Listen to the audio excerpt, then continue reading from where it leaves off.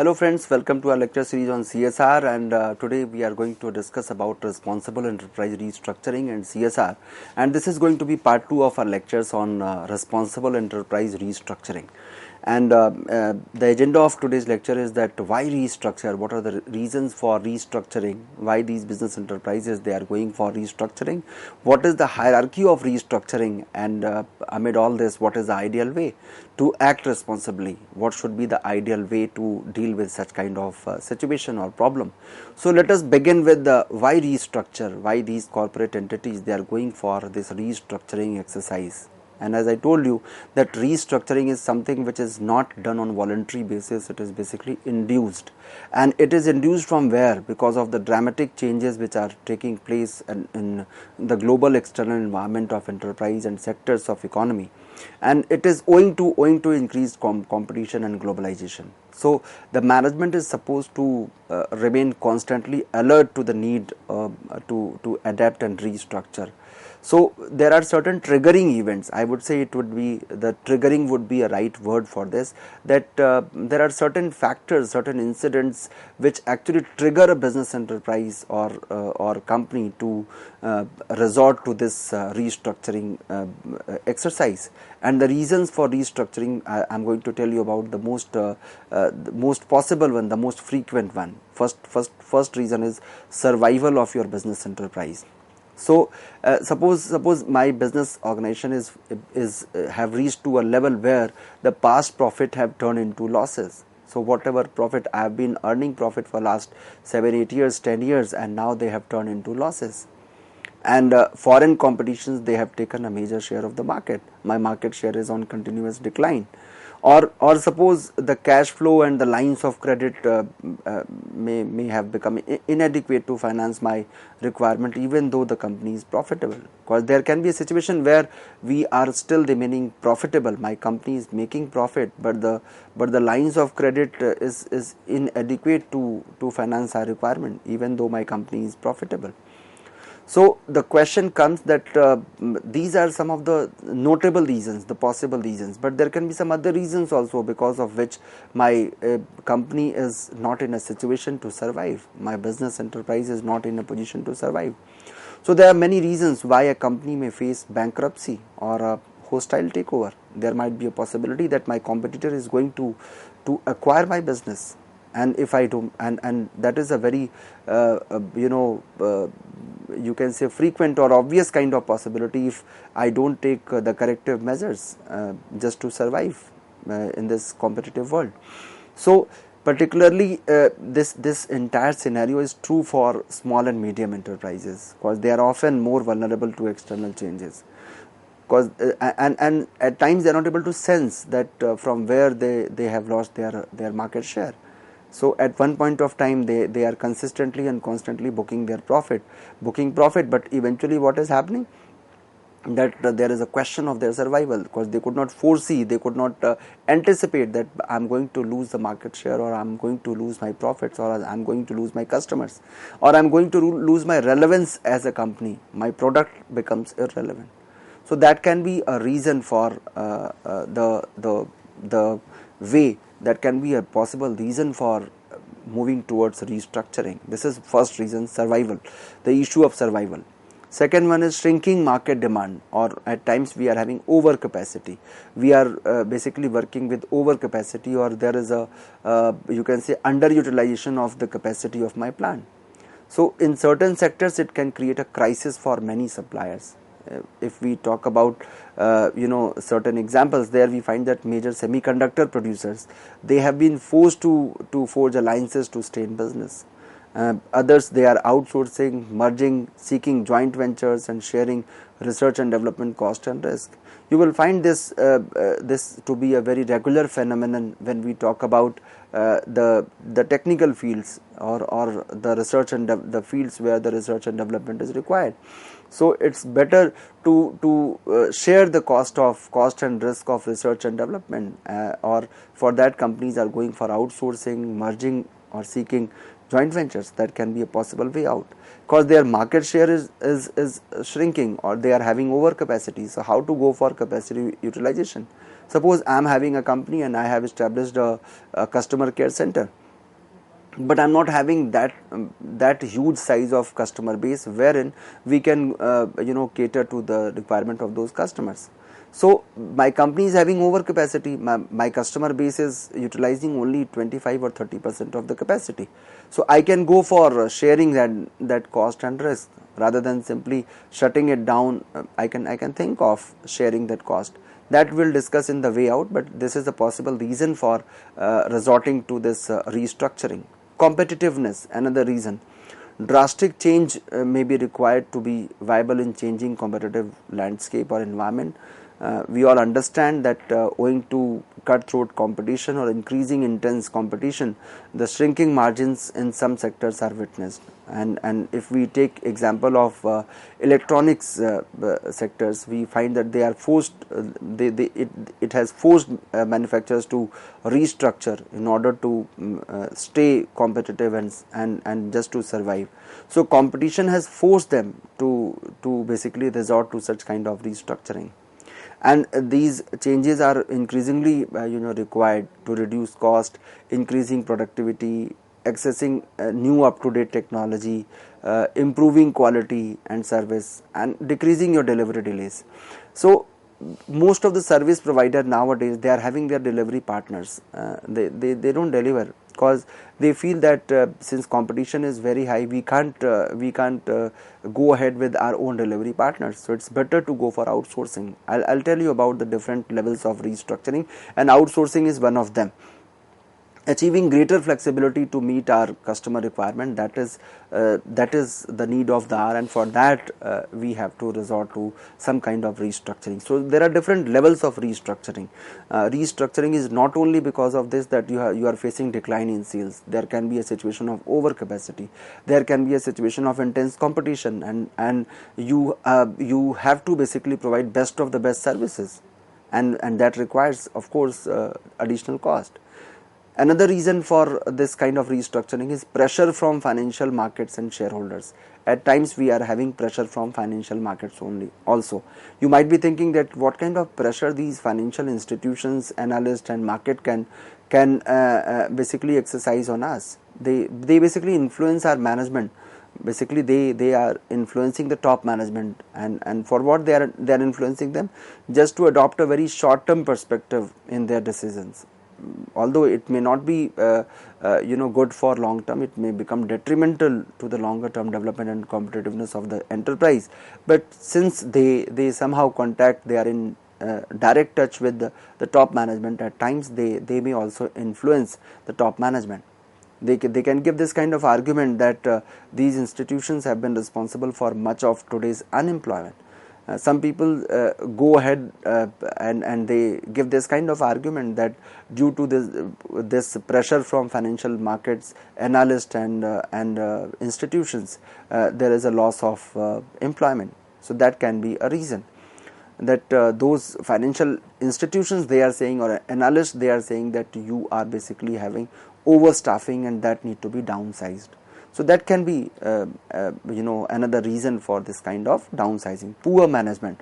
Your management or governance style is not very rich, or it is not based on, or their fundamentals are not strong.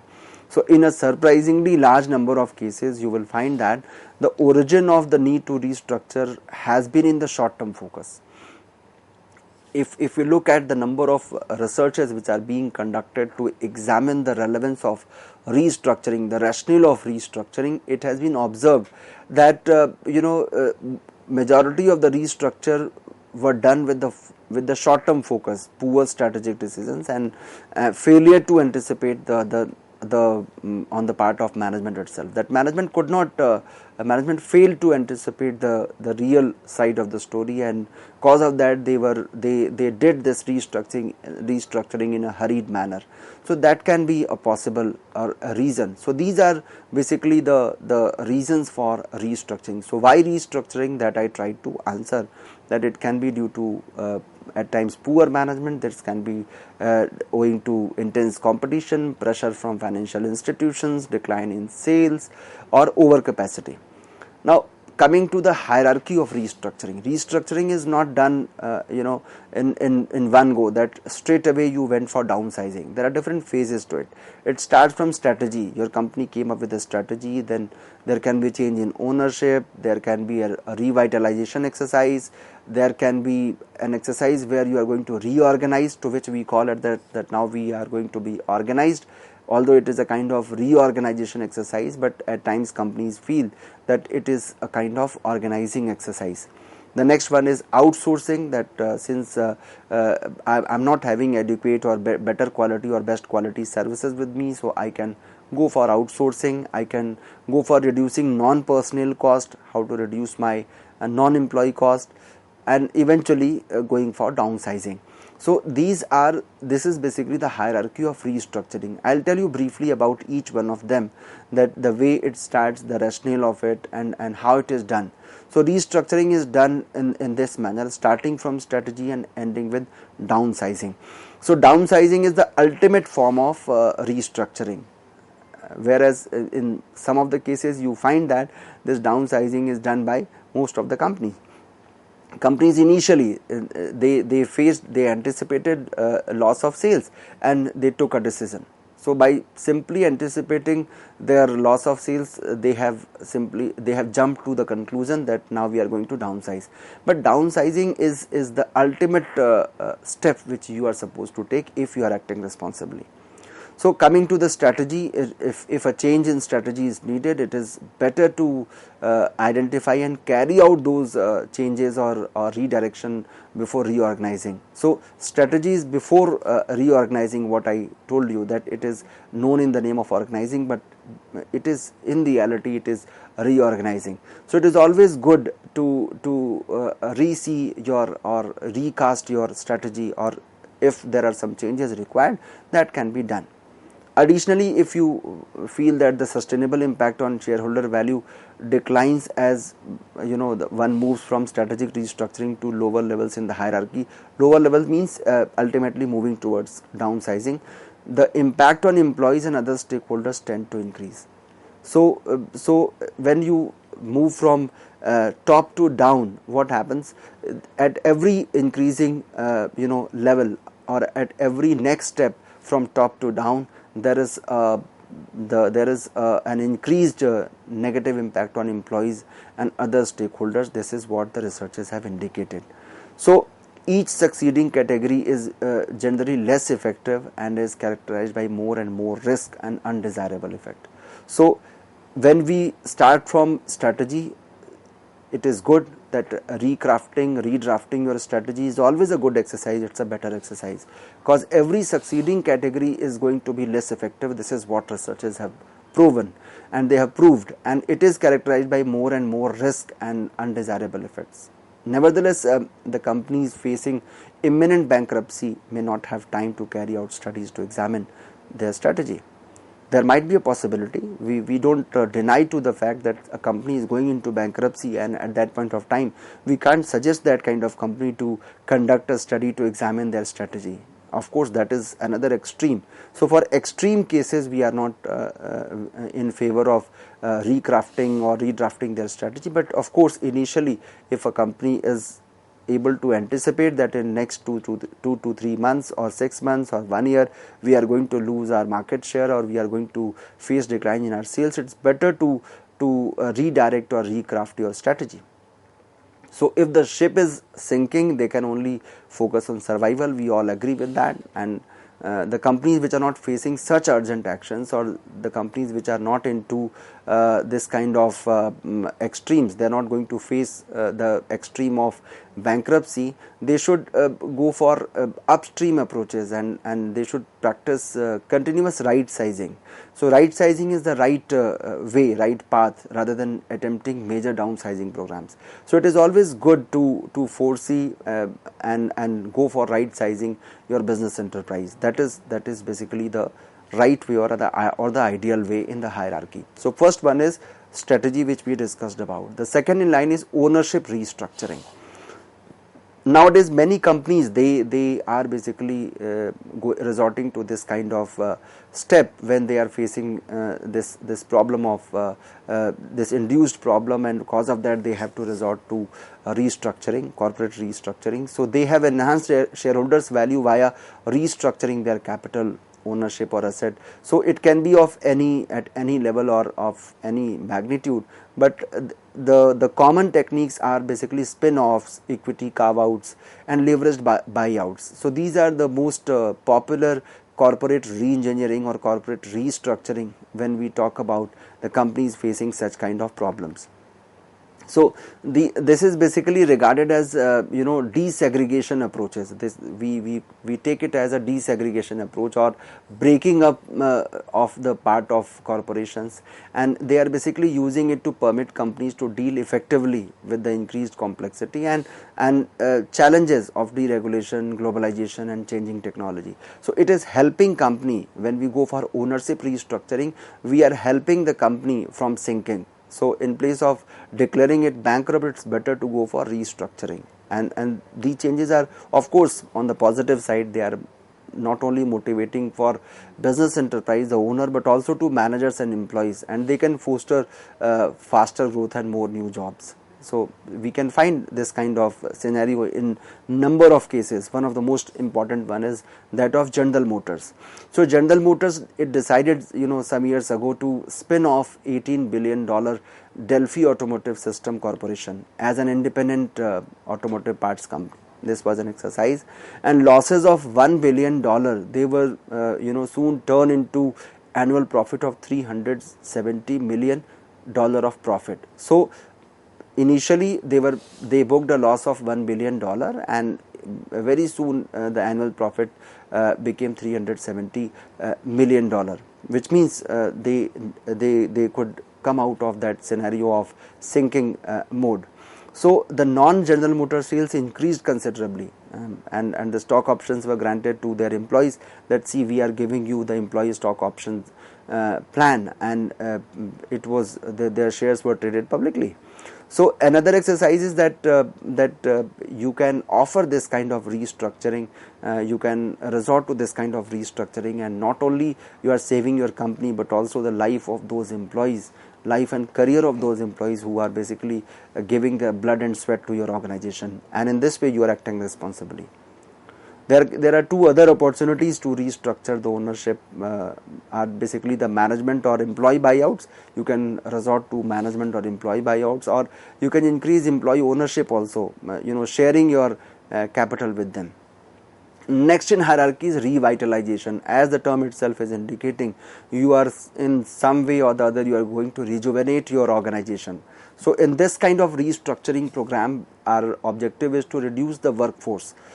Of course, my aim is to reduce the workforce, but it is important to seek parallel opportunities to grow or revitalize the enterprise.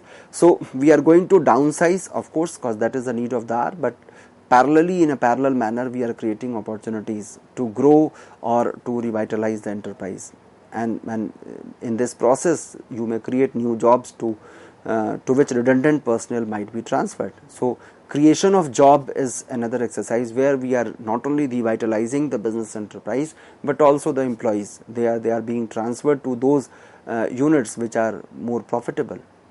So when we talk about a country like India, where we have a tradition of lifetime employment, we talk about the permanent job. So we are talking about, when we say permanent, we are talking about a lifetime employment. The leaders have often been motivated to diversify by the need to provide continuing employment. They don't they don't basically go for downsizing or layoffs. So their objective is their goal is to treat their employees as family, continuing employment to the company's family of employees. So they are treating their employees as their family, and we have number of companies in India which are basically operating in such a manner wherein they basically treat their employees as their family. So their revitalization works. Next is organizational restructuring. Now another approach in the hierarchy, and as I told you, with every increasing or succeeding step, the step is going to be less profitable and more pinching to the employee. So this approach is, since the next in the line, of course it is going to be less effective, but yes, it also works. This approach to organizational restructuring, are basically the examples of responsible restructuring. And when we talk about organizational restructuring, we are basically trying to act responsible. So while behaving or acting responsibly, we have to understand that to the extent we are contributing to competitiveness, to more meaningful work, we are able to motivate our employees, we are able to save the jobs of my workforce, we are and along with all this, we are able to maintain our profitability. It means we are doing well. So for this reason, responsible companies will basically exploit such opportunities and approaches before they consider job elimination. So such companies which are going for organizational restructuring, their last step or last resort is job elimination. Otherwise, they try to create some meaningful work for their employees. They motivate their employees so that the growth and growth of the company as well as the employees is being restored. So when we talk about such kind of restructuring, we can think in terms of structure and organizational chart. It is no longer confined to the corporate structure or organizational chart only. What is more important is the strategy, shared values, human resources, skills and systems. So these are the important terms which we are using, and with that we are going for or resorting to a kind of re-engineering exercise. So when we talk about organizational restructuring, there are different terms which we very often use.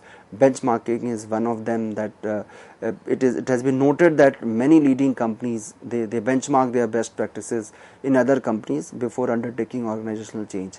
So they have their own benchmarking exercise, and before they are undertaking organizational change, they go for having this kind of exercise. And what is benchmarking? It is basically a process for systematically evaluating the product, their services, structure, work process, and trying to find out that where improvement can be made.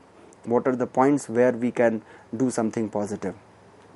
The next step is, after restructuring, we have the next step is outsourcing. So after organizational restructuring, outsourcing is the next option. And outsourcing is basically resorted to by those companies which are facing the situation of overcapacity or increased cost of research and development. So it involves contracting with a third party within outside organizations to undertake specific activities. And previously we were carrying it out as a company, but now since we are finding there is a situation of overcapacity, so it's better to outsource, and those employees who are working with your company, they may be transferred to that outsourcing unit also. You can enter into that kind of agreement, and of course that act will be regarded as a responsible act. So these activities may vary from administrative services. At times we seek outsourcing advice. We have consultants for that. We are going for contract manufacturing. We may go for knowledge sharing. It is basically a form of restructuring, and very often it implies fundamental change in our strategy. So in outsourcing, basically we are going to take services of a third party which is helping us in finalizing or in performing our duties in a better manner in a situation where we are facing the situation of overcapacity. The next one is contract manufacturing, that we are giving a contract. We are a manufacturing organization, and we are giving this we are getting our products manufactured under a contract. So large and growing subset of outsourcing is contract manufacturing. And here what we are doing, there are several reasons for resorting to this kind of exercise wherein we go for contract manufacturing. We are trying to reduce our cost, we are trying to remain competitive, and of course with all this, the biggest question is, solution is we are trying to survive. So at times business enterprises, they resort to a decision of buying rather than making. We have already studied in the subject of cost accounting or management accounting, there is a decision called make or buy. So what is more beneficial, making or buying? That is what we decide. So that is contract manufacturing is basically a remedy to that situation, and this development have basically changed the entire scenario, entire landscape of this problem which we have been witnessing. And coming to the last one, that is downsizing in the hierarchy of restructuring. The 6 approaches to restructuring which we have discussed before this downsizing, they are not specifically focused on reducing number of jobs. That is downsizing. Downsizing, the term itself indicates that we are going to reduce the job. There is a sweeping reduction in job that is what we are going to face. So nevertheless, some of these strategies may lead to a reduction in number of jobs, but in such circumstances, how to remain responsible, that is a question to be answered. The concept of responsible downsizing discussed hereafter, I'll be telling you, is of utmost importance to ensure the effective and successful implementation of these strategies. Because people think that once you go for downsizing, how can you remain responsible? So we can take care of social and environmental responsibility. It is ingrained in the corporate ethic and code of conduct. They basically adopt a philosophy of continuous improvement, and of course their decision to downsize is well prepared. So they plan downsizing process very carefully. What is the best downsizing practice? Best downsizing practice is that you have to announce strategy and communicate to all the affected parties or would be affected parties well in advance, and they are mentally prepared. The implementation is well managed. It is not done in a haphazard manner or in a hurried manner. It should be in a planned manner. So the best way is that if all other steps in hierarchy does not work, then last resort is downsizing. And once a company goes step by step, of course it is staying responsible, and even employees can sense that this is what we are going to face. So conclusively, I can say that we are expecting the rapid rate of change and turbulence to continue and even accelerate for the unforeseeable future. So we feel that restructuring and or downsizing is going to be part of every manager's job and responsibility, and they have to basically keep this thing in their mind, that amid this entire process of restructuring, how to remain responsible. And if they are acting responsibly, the articulation and communication of their vision, mission and values are basically the integral part of restructuring, and to adopt continuous improvement as a basic philosophy. That should be the ideal way to go ahead. So I would say that multinational companies, they should try to ensure that whatever steps they are following, amid that they should act responsibly. The acknowledgement to this entire discourse, the entire discussion is here. It is basically based on a research paper published in the book on CSR and sustainability, from the margins to the mainstream, by Michael Hopkins, and it is basically a research by G. Starker, where he presented a very new perspective of CSR on the basis of a joint working paper of International Labour Office and European Business Forum in Geneva. So basically, I try to tell you that CSR is no more confined to only spending some amount of your profit on listed activities, but it is much ahead of that. Even you can act responsibly when you are going for corporate restructuring. So with this, I am ending today's lecture of mine. I hope you must have enjoyed. Thank you so much.